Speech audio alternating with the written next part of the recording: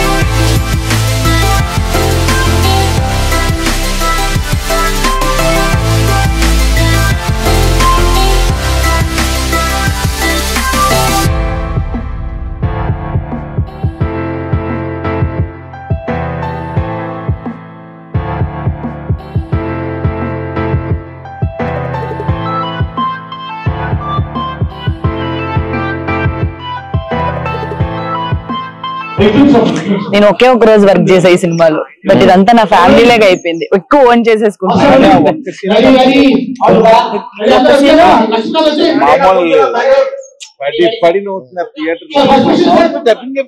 చెప్పాను sir, cinema flow కి ఆ సీన్ కి అసలు ఏమన్నా సింక్ ఉంటుందా? అలాంటి సీన్ నాకు తెలిసి ఏ సినిమాలో చేసుండ్రు.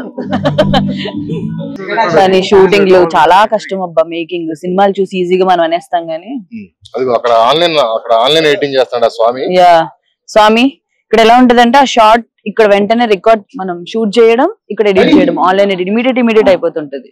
మా ఊరు దగ్గర ఇల్లూరు చుట్టాలు అనకాపల్లి రేపు వెళ్తున్నాను సార్ నేను. కోనరం దగ్గర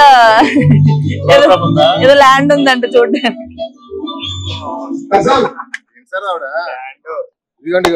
ఇలా కారు వెళ్తుంటారు కదా, మనం ఎప్పుడో మంచి ప్లేస్ పోసుకుందాం అనిపిస్తుంది. ఆవిడ వెళ్తే మంచి ప్లేస్ చూసి కొందాం అనిపిస్తుంటారు. లేదండి, బేసిక్ గా ల్యాండ్ల మీద ఇన్వెస్ట్ చేయడం మంచిది. సో మజాకా సినిమా హిట్ అయిన తర్వాత డబ్బులు వస్తాయి చూడండి, అందులో నేను ఒక రోజు చేసినందుకు కొంచెం అమౌంట్ ఇవ్వండి. ల్యాండ్ మీద ఇన్వెస్ట్ చేసుకుంటా. దీనికి మాట రాదు, ఎందుకు ఇస్తారు మాకు? కాదండి, ఇది ఎలాగో హిట్ అవుతుంది, డబ్బులు వస్తాయి. ఒక రోజు చేసినందుకు ఇవ్వచ్చు కదా.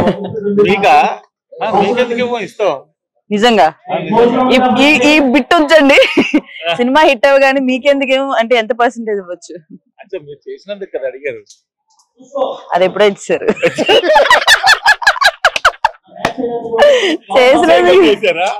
లేదు, చేసాక ఇచ్చారులేండి. ముందు ఎందుకు ఇస్తారు నాకు? నేనేమన్నా సూపర్ స్టార్ నా?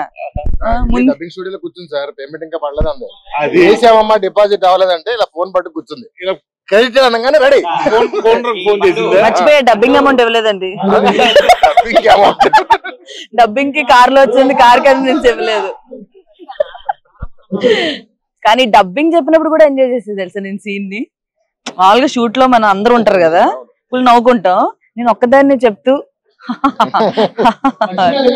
అండ్ వీళ్ళిద్దరు కాంబినేషన్ మీకు తెలిసే ఉంటది. మామూలుగానే సినిమాలో ఫన్ ఉంటది, బట్ ఈ సినిమానే ఫన్ మొత్తం. సో ఇంకెలా ఉంటదో. సీట్లు వేస్తాయండి, చూసారా? సీట్లు వేస్తే డైలాగ్ చెప్పడానికి కూడా లేగట్లేదు సార్. ఇంత పెద్ద మూమెంట్స్. కానీ ఈయన చేసిన మూమెంట్స్ ని మనం ఒక మాస్టర్ వాడుకోవాలి. ఎందుకంటే ఇటు కాలు ఊపడం అనేది, ఇలా అనేది, ఇది ఒక స్టెప్. నిజంగా ఇవన్నీ ఈజీగా రావు, ఓన్లీ త్రినాథ్ గారికి మాత్రమే వస్తాయి. మీ స్పీచ్లు అలా ఇస్తారు? ఎలా ప్రిపేర్ అవుతారా? ముందే ప్రిపేర్ అవ్వచ్చు కదా.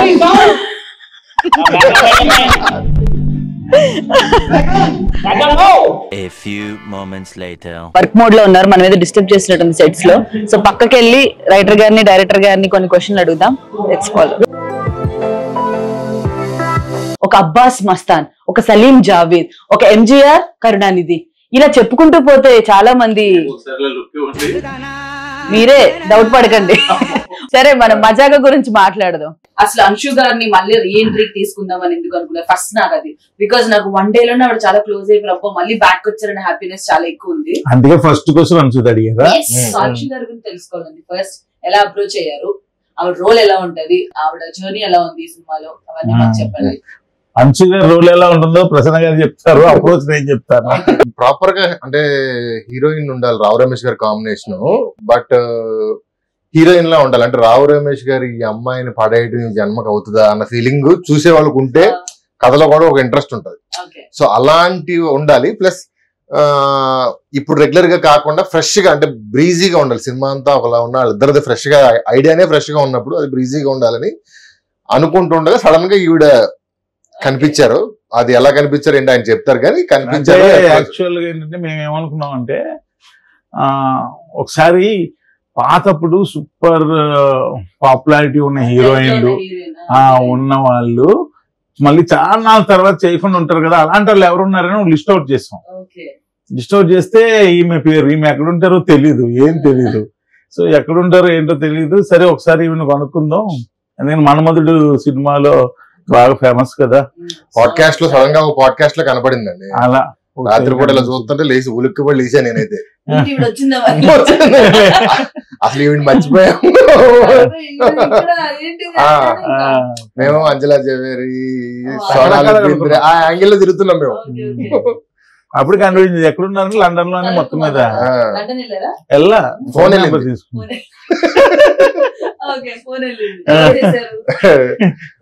ఫస్ట్ ప్రొడ్యూసర్ గారు చేశారు. మాట్లాడిన తర్వాత వీడియో కాల్ లో కూర్చోబెట్టి కథ చెప్పాం. ఆవిడ కథ చెప్తున్నప్పుడు సగం కథ అయిన తర్వాత ఉండుండి చేతులు వెళ్ళా అంటుంది, ఉండుండి చేతులు వెళ్ళా అంటుంది. ఈవిడేంటి కింద ఎవడుకొని నొట్టేస్తుంది, కథ ఎక్కడ ఏంటి అర్థం అవ్వట్లేదు నాకు. కాసేపు అయ్యాక చెప్పింది ఏంటంటే ముందు అంటే కథ బాగుంది, మహా అయితే హాఫ్ అన్ అవర్ చెప్తారు, నాకు అంతకంటే ఏం చెప్తారన్న ఫీలింగ్ లో వెళ్ళి వాళ్ళ ఫ్యామిలీని ఎక్కడో పికప్ చేసుకోవాలి.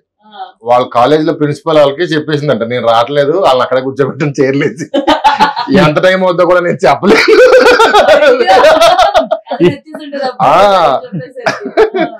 ఉండుండి ఇల్లు అంటుంది, కింద చలిమంటుందా ఒట్టేస్తుందా అర్థం అవ్వలేదు నాకు.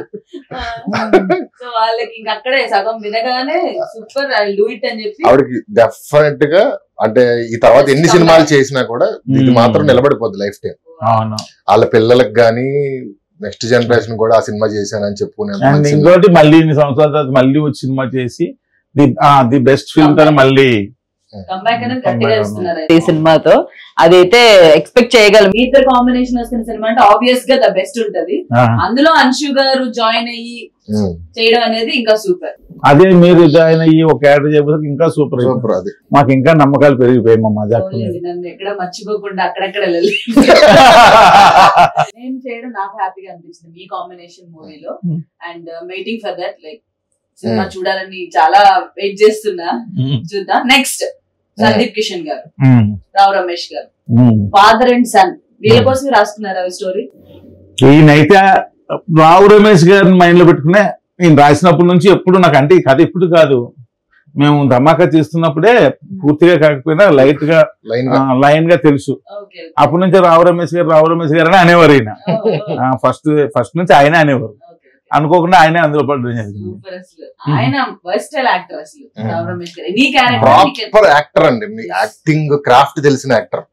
ఇక్కడ ఏ క్యారెక్టర్ కి ఎంత వరకు ఏం చేయాలి, మాడ్యులేషన్స్ ఎలా ఇవ్వాలి, everything top notches next level అండి. And I can see that fun అనగానే ఆయన యాంగిల్ నుంచి ఎలా వస్తుందో అర్థమవుతుంది. ఆయనతో వర్క్ చేశాను. యాక్చువల్ గా ఈ సినిమా అనుకున్నప్పుడు అందరూ ఫాదర్ సన్ కదా, ఆల్రెడీ హీరోగా చేసిన వాళ్ళు కొంతమంది పెడదాం ఇది అంటే నేను అన్నాను వాళ్ళు ఇంతకు ముందు చేసింది. ఎనీ గివెన్ హీరో ఇంతకు ముందు హీరోగా చేసిన వాళ్ళు ఎవరన్నా చేసింది. అది ఈయన ఆ పనులు చేస్తుంటే అది ఫ్రెష్ గా ఉంటది, చూసేవాళ్ళుగా అది ఉంటది. పెద్ద తరహాలో లేకపోతే ఇవి చేస్తారు కానీ ఈ యాంగిల్ లో ఎక్కువ ఎక్కడ మార్నింగ్ వచ్చి ఉంటే మీకు తెలిసి ఉండేది ఒక 50 మంది డాన్సర్లతో ఆయన డాన్స్ బిట్లు వేస్తున్నారు. రావు రమేష్ గారు చూస్తున్నప్పుడు మేమే విపరీతంగా పట్టు వస్తుంది మాకు. వెనకాల 50 మంది డాన్సర్లు ఫేస్ ఎక్స్ప్రెషన్ నవ్వొస్తుంది ఏదైనా పని ఇది స్టెప్స్ చేసినప్పుడు ఆయన చూడాలి నేను ఊహించుకుంటున్నాను. ఆయన స్టార్ట్ చేసి రావడం పక్కన కుర్చీ వేసి కూర్చుని సార్ మిగతా అన్ని సినిమాల్లో నా కొడుకుని ఏమేం చేయొద్దని అవన్నీ చేస్తున్నారు సార్. రోజు అదే మాట ఆయన రోజు. Super super. కొత్త రావు రమేష్ గారిని చూడబోతున్నాం మనం ఈ సినిమాతో. అండ్ సందీప్ గారు అంటే సందీప్ గారి నుంచి మించి నేను మేము వేసుకొచ్చాం సినిమా చేసినప్పటి నుంచి నాతో చేయాలని ఇంట్రెస్ట్ అయింది. మీరు వయసుకు వచ్చినప్పటి నుంచి చూసారా? మేము వేసుకొచ్చాం నా ఫస్ట్ ఫిల్మ్ పేరు అది. సో ఆ మూవీ నుంచి ఆయన ఎప్పటి నుంచి ఇంట్రెస్ట్. సందీప్ గారు అప్పటి నుంచి కరెక్ట్ గా చెప్పాలంటే దినాల్ గారు ఒక చిన్న సైజ్ ఫ్యాన్. ఆయన దినాల్ గారితో సినిమా చేయాలని ఆయనకి అన్ని మీతో చేయాలనుకున్న వాళ్ళు చేయడం అండ్ మీరు ఎవరితో వర్క్ చేయాలనుకున్నారో వాళ్ళందరూ కాంబినేషన్ లో చేయడం డెఫినెట్ గా ఒక గుడ్ ప్రొడక్ట్ అనేది వస్తుంది. ఆ హెల్దీ అందరం కలిసి ఇంట్రెస్ట్ పెట్టి సినిమా చేసుకుంటే అది డెఫినెట్ గా హిట్ అవుతుంది. పాజిటివిటీ అనేది కనిపిస్తుంది ప్రతి దీంట్లో కూడా. అలానే అనిపిస్తుంది నాకు కూడా. సో నెక్స్ట్ రీతు గారు. రీతు ఏంటంటే ఈ సినిమాలో 2 ఇంపార్టెంట్ క్యారెక్టర్స్ అంటే లేడీ క్యారెక్టర్స్ అంశు గారు రీతు గారు. వీళ్ళిద్దరి మధ్య ఒక భయంకరమైన వార్ జరుగుతూ ఉంటది. సో వార్ అంటేనే ఇద్దరు సరి అయిన కింగ్ లో లేకపోతే సరి అయిన ప్రిన్సెస్ లో ఉండాలిగా. సో అలాంటి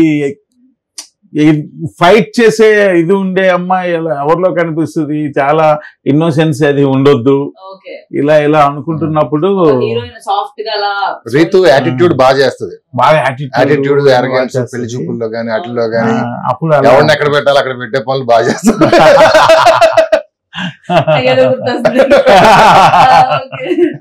అందుకని ఈ క్యారెక్టర్ కి ఆమె సూటబుల్. సందీప్ గారు అసలు చాలా చేంజ్ అయ్యారు కదా పర్సనాలిటీ గానీ ఎవ్రీథింగ్ భలే కనిపిస్తున్నారు. నాకు ఈ మధ్యలో ఒక అమ్మాయి సందీప్ తో చెప్దాం అనుకున్నాం కుదరలేదు. ఒక అమ్మాయి ఎవరో నాకు ఇన్స్టాగ్రామ్ లో మెసేజ్ చేసింది నేను సందీప్ ఫ్యాన్ అండి అని. ఓకే అది ఇదని మాట్లాడుతా ఒక రోజు సినిమాలో జూనియర్ ఆర్టిస్ట్ వచ్చేసింది ఓన్లీ సందీప్ ని చూడడానికి. అదైపోయిందా నువ్వు అంటే సార్ నేను సందీప్ చూడడానికి వచ్చాను. సరే ఓకే నువ్వేంటి జూనియర్ యాక్టర్వా ఏది కాదు సార్ ఓన్లీ సందీప్ చూడడానికి ఎవరన్నా పట్టుకుని గుంపులో వచ్చాను. అది అయిపోయిందా. ఓ రోజు మెసేజ్ పెట్టింది నాకు చాలా బాధగా ఉంది సార్ ఏదో అయ్యింది ఇంట్లో కష్టం అది నాకెందుకు చెప్తుందనే లోపు ఆవిడ చెప్పాలని షేర్ చేసుకుంటుంది ఏంటంటే ఆవిడకి ఎప్పుడు బాధగా ఉన్నా సందీప్ వాళ్ళ ఇంటి దగ్గరికి వెళ్ళి ఆ సందులో కాసేపు కూర్చుని ఏడవాలనుకున్నప్పుడు వెయిట్ చేసి ఇంటికి వెళ్ళిపోతుంట. అంత పెద్ద ఫ్యాన్ అయితే సందీప్ గారిని కల్పించారు మీరు. నిజంగా బాగా అనిపించింది. ఎందుకు ఇలాంటి ఇంటర్వ్యూలు ఎందుకు చెప్పారంటే బాగా అనిపించింది నాకు ఏదన్నా బాధ ఉన్నా హ్యాపీనెస్ ఉన్నా ఆయనేనండి. ఆయన నెంబర్ లేదు ఆయనతో ఒకసారి ఎప్పుడో ఫోటో దిగింది అంతే అంట అక్కడ. బట్ ఏదున్నా బాధ ఉన్నా ఏదొచ్చినా ఇంటికి వెళ్ళి ఇంటి బయటకు కూర్చుంటదండి. ఆయన మాట్లాడే విధానం కూడా అసలు ఎంత వెల్కమింగ్ గా ఉంటదంటే మన ఈవెంట్ కి వచ్చారా each and every person greet చేస్తారు వెళ్ళి ఆర్టిస్ట్ ని అండ్ ఆడియన్స్ ని అందరినీ దగ్గరికి వెళ్ళి అందరికి షేక్ హ్యాండ్ ఇచ్చి అందరినీ పలకరించి సచ్ వెల్కమింగ్ పర్సన్ అసలు నాకు భలే అనిపించారు. ఎన్ని డేస్ అయింది సార్ షూట్ మొత్తం? ఇప్పటికి కరెక్ట్ గా ఈ రోజు 60th డే. 60 రోజులు 60 రోజులు ఆల్మోస్ట్ అయిపోయింది కదా. ఆల్మోస్ట్ అయిపోయింది. ఒక సాంగ్ పేరెంట్స్ అంటే ఫాస్ట్ తీసారండి. ఫాస్ట్ గా తీయమన్నారండి. సో 60 రోజులు అంటే వెరీ ఫాస్ట్ అసలు. ఆయన ఎప్పుడంతే మా సినిమాలు నేను లోకల్ 60 days 62 days అలగురు 56 days ధమాకా 70 days ధమాకా 70 అది కూడా యాక్షన్ ఉంది కాబట్టి యాక్షన్ ఫైట్ లో సో ఇంకా మజాకా నుంచి పాటలు ఫైట్లు. Yeah actually Leon James extraordinary music ఇచ్చాడు. సాంగ్స్ అన్ని కూడా చాలా మంచి. వింటున్నావు కదా ఇంకో సాంగ్ కూడా ఏదో రిలీజ్ చేశారు ఒకటి ఆల్రెడీ బ్యాచులర్ స్టెప్ కూడా బాగుంది. సూపర్ సాంగ్స్ ఇంకా దేనికి తగ్గకుండా అసలు 60 days లో మీరు సినిమా కంప్లీట్ చేయడం అనేది నాకు షాకింగ్ ఉంది. బేసిక్ గా ఫైనల్ గా మన సినిమాకి హెడ్ మీ అందరికి హెడ్ ప్రొడ్యూసర్ గారి గురించి మాట్లాడుతున్నారు. సో ప్రొడ్యూసర్ గారు మీకు స్టోరీ చెప్పగానే ఇమీడియట్ గా ఓకే అన్నారా లేకపోతే ఏంటి ఎలా ఒప్పుకున్నారు? కొంచెం టైం తీసుకున్నాడు నవ్వడానికి తర్వాత ఓకే చెప్పాడు. ఆయన చాలా ఇష్టపడి చేస్తున్నాడు సినిమా మాత్రం చాలా ఇష్టపడి చేస్తున్నారు. So nice. ఈ సినిమాని తీసుకొచ్చి మౌంట్ చేయడానికి ఆయన నన్ను త్రినాథ్ గారిని సందీప్ గారిని అందరినీ తీసుకొచ్చి అంత అంటే ఇద్దరు ఫాదర్ అండ్ సన్ చేసేటప్పుడు ఇతనికంటే అతను పెద్ద ఉండాలి, అతనికంటే ఇతను, ఇవన్నీ లెక్కలు ఉంటాయి. అది మనం వద్దనుకున్నా ఉంటాయి, లెక్కలు క్యాలిక్యులేట్ చేసుకుంటారు. But to make this happen ఆయన మాత్రం ఈ సినిమా చెయ్యాలి, నా బ్యానర్లో చేయాలి, సమాజ వర్గం తర్వాత నాకు అంత పేరు గౌరవం, ఆ పేరు గౌరవం ఈ సినిమా కథతో వస్తుందని ఆయన నమ్మాడు. దాన్ని అందరిని తీసుకొచ్చి ఒంటి చేతితో పోరాటం చేసి తీసుకొచ్చి ఎక్కించాడు. నేనైతే ఈగర్లీ వెయిటింగ్, ఆడియన్స్ కూడా. టీజర్ కూడా అదిరిపోయితే సినిమాకి ఏమేం ఫన్ కావాలి, ఎక్కడెక్కడ ఏం క్రియేట్ చేయాలనే దాంట్లో బాగా వర్క్ చేసి క్రియేట్ చేసుకున్నారు. థ్యాంక్ గాడ్ ఆడియన్స్ మరొక ఎంటర్టైనింగ్ హిట్ అనేది వచ్చేస్తుంది. సో సినిమా అయితే థియేటర్స్ లోనే చూడండి. February 26th కి శివరాత్రి స్పెషల్ గా వచ్చేస్తుంది. ఫుల్ ఆన్ ఎంటర్టైన్మెంట్ తప్పకుండా చూడండి, ఓన్లీ ఆన్ థియేటర్స్.